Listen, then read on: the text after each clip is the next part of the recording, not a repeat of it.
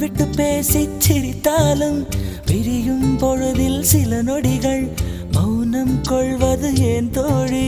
புரிதலில் காதல் இல்லையடி, பிரிதலை காதலை சொல்லுமடி.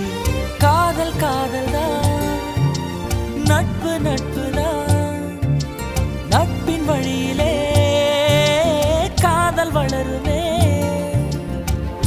பிரிந்து போன நட்பினை கேட்டால் பசுமையான கதைகளை சொல்லும்.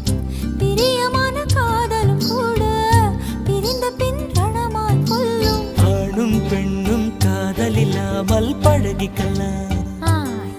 அது ஆயுள் முழுதும் கலங்கப்படாமல் பார்த்துக்கலாம்.